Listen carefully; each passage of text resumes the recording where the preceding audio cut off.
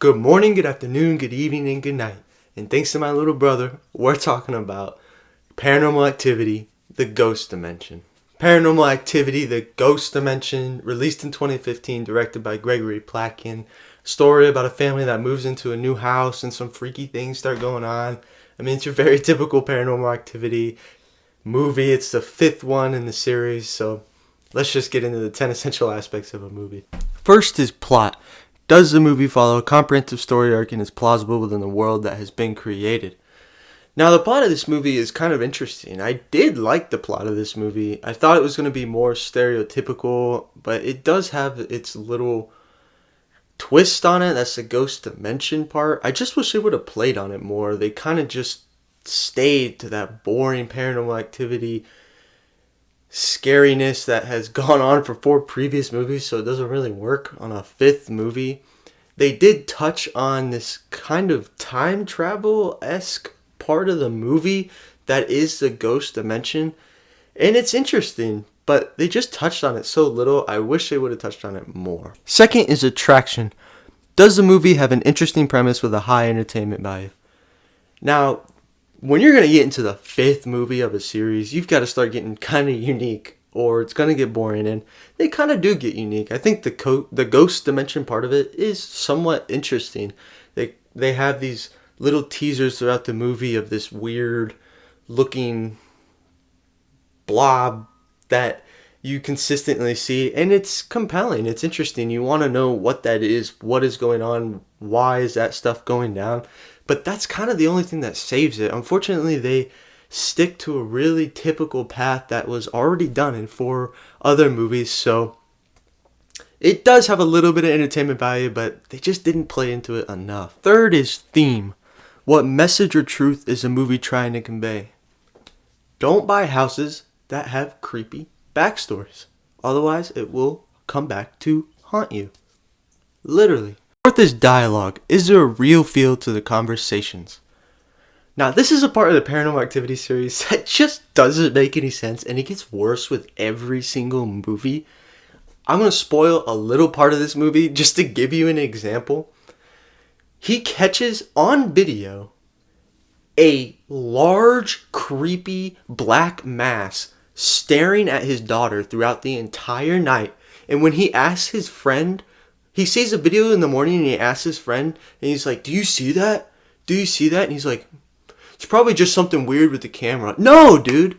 No. What? What kind of responses are this? The dialogue makes no sense. If I saw that thing on video, especially staring at my daughter, I'm gone, dude. I'm gone, and literally right now, I'm going to pack my stuff up and we're leaving. I just don't get it. They do it so often in the paranormal series where they'll just see something so blatantly creepy and just pass it off like it's just a totally normal thing or a little technical glitch. Like, why even chance that, dude? Get out of there. Why are you staying? Anyways, that happens throughout the entire Paranormal series, and this is no exception. It just doesn't make any sense. Fifth is acting. Are the characters convincing? The acting in this movie is alright, like, they do okay. With the scenes that they have, it's kind of nonchalant. It doesn't really ask for that much out of them. I feel like the scary parts, the scenes where you need to show fear, they just do okay. I often question why they put kids in these movies. I know kids are kind of scary because they're so innocent and they're easy to manipulate, so that's easy bait for something like a demon, but I feel like it messes these kids up. It has to. They're sitting here filming scary scenes that are made to scare adults, and they're just kids. I don't know, but otherwise I feel like it's fine. The acting is exactly what you expect out of a Paranormal Activity movie. 6 is cinematography. Is there a creative use of lighting, setting, and wardrobe to convey emotion? Alright, a movie like this, it's gotta convey fear. It's gotta be scary, suspenseful. It's not really that scary or suspenseful, but I will give it props that there were a couple scenes that were fairly scary. I hate jump scares, so any jump scares, they just never work for me. They're never actually scary, but they did have one specific scene in which they're watching an old video and it pertains to something going on in their life right now. I thought that clever writing and Storytelling was good and was actually creepy. It gave me goosebumps. It was good. That was probably the one scene I really, really liked. Otherwise, the rest of it is just kind of, it's just okay. Seventh is editing. And this is all about the pace of the movie. Movie's about an hour and 28 minutes long. It's alright. You know, when a movie is just not that good, you're always going to want it to be shorter. An hour 28 is honestly a decent time for a horror movie. I think it should be more along the hour 10, hour 15 mark. There's a couple of scenes in this movie that do nothing or just convey the same thing that's already been conveyed a couple times. So if I had it my way, it'd be shorter, but it's not the end of the world. It's not stupid long. Eighth is soundtrack. I don't really remember the soundtrack. I don't remember it being particularly creepy or memorable, so it just kind of is what it is. Ninth is directing. Now, directing is the previous 8 categories put all together. I feel like a director is in charge of that, needs to put them together to make a good movie.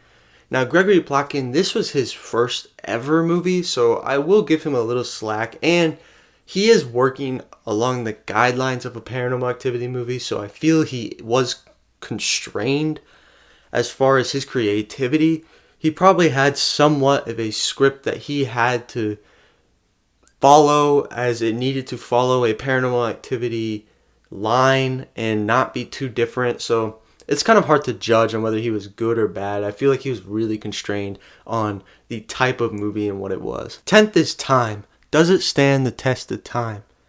Nah. I mean, this movie is almost 10 years old.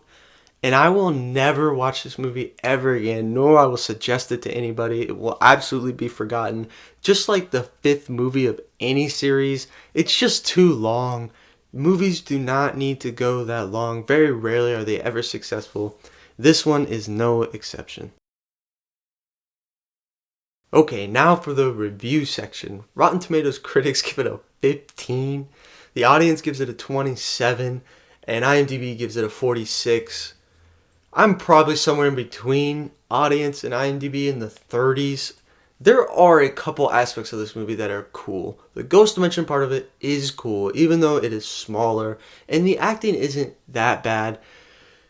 I don't feel it deserves to be 15, bottom of the barrel. There's definitely movies that are way, way worse than this. I mean, this one might even hit the 40s. It's just a bad movie, but it does have savable aspects to it where I know there are movies out there that are just downright terrible and there is nothing about it that's good. This has got a couple things.